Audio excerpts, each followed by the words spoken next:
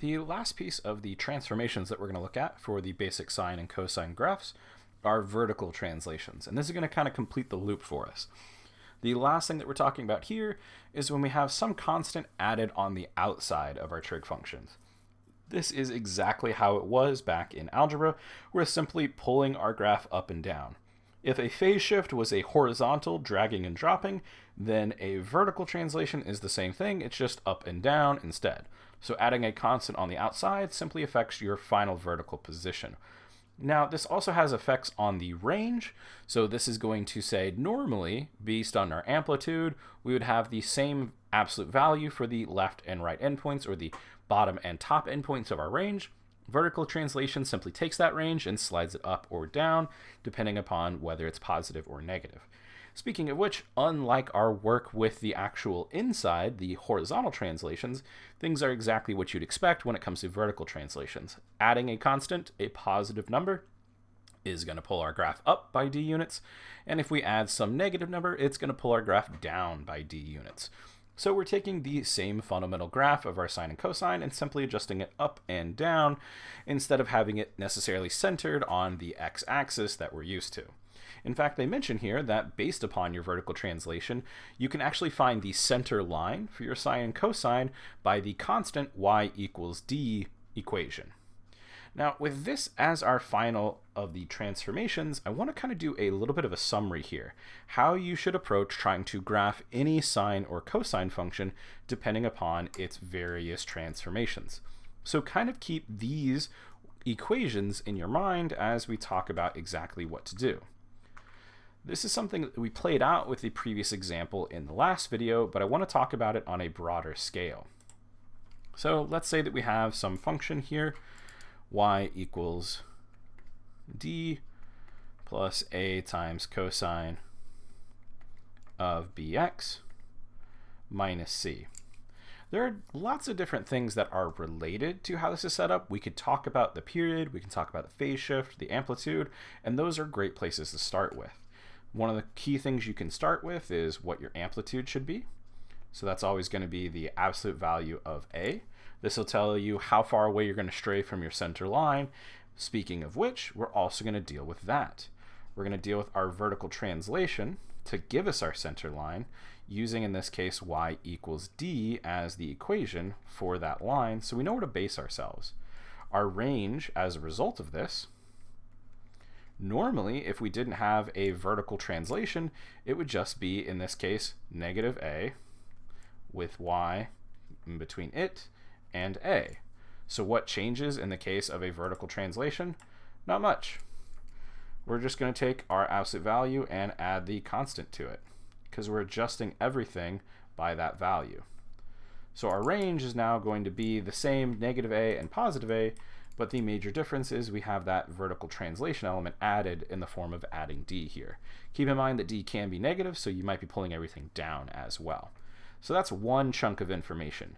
This doesn't necessarily need to be done, but it gives you a good idea of what's going to happen. As it relates to our different horizontal aspects, we can go ahead and start with the period, which is always given as 2 pi over b.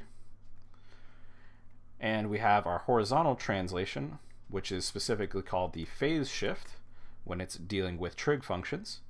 We remember that this is c over b. And now this is not our domain, because sine and cosine have a domain of all real numbers, but it's our sort of slice. The fundamental cycle is going to have boundaries. We're going to go ahead and call it that. And the leftmost boundary is going to be c over b. The rightmost boundary is going to be c over b plus our period. One thing to note about this is assuming again that our b, our coefficient on the inside, is positive. If it had been negative, we would have used our opposite identities back in module 1 to pull it out front in the case of sine, or get rid of it entirely in the case of cosine. Keep in mind that you might have to do a little bit of factoring in addition. What we're interested in, though, to actually complete our graph is our xy pairs. So we're going to talk about how we compare our baseline trig function to our transformed trig function. So our traditional inputs and outputs for cosine, 0, 1, pi over 2, 0, pi negative 1, 3 pi over 2, 0 again, and then finally 2 pi brings us back to 1. So what are they going to look like in our transformed function? On the x side, you saw this with the last video. We're going to choose an x such that bx minus c is equal to these numbers. So we want to find bx minus c equals 0. That'll give us the value for the first x coordinate. When does bx minus c equal pi over 2?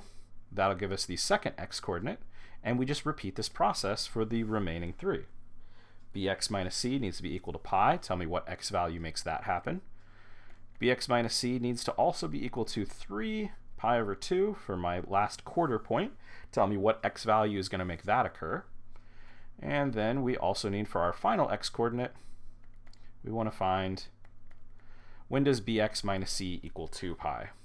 There are different variations on this. You can actually solve each one of these for x. So for example, in the case of the first one, we actually already know that it's going to be x equals c over b. That's our left endpoint, our left boundary.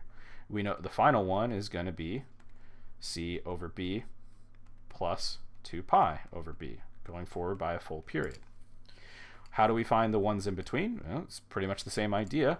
You would have, for example, at the first quarter point, this is going to be pi over 2b, and then this is going to be plus c over b, or if you prefer, you can write it as c over b plus pi over 2b. It's really up to you. Our middle point, if we were to solve this, is going to be pi plus c all over b. And our last quarter point, you can kind of see the pattern hopefully by now. This is going to be 3 pi over 2, 2b, excuse me, plus c over b. So these will give you your 5 x coordinates. As for the outputs, well, this is really handy considering how nice these outputs are normally. 1, 0, negative 1, 0, and positive 1. The only thing that's going to happen is we're going to make these adjustments based upon the outside transformations. We're going to take the output and we're going to multiply it by a and then add d. And that's what's going to happen in every single case. This will be 1 times a plus d, 0 times a plus d, negative 1 times a plus d, and it just continues like this. So as intimidating as these problems might seem at first, this is a short and quick way to go ahead and find the specific xy points that you need in order to sketch the graph. All this extra information are things that I might ask you, but they're not actually necessary for the graph itself. They can help inform you where you should be, but this is the actual meat of the graph itself. So hopefully with this information, you can kind of see how all the different parts of Lecture 7 and Lecture 8 kind of come together. This is something you're going to be practicing a lot, and again, I'm guaranteeing you that there's going to be at least 2, probably more than that, on exam 2. So you want to get used to this procedure and be able to perform it quickly.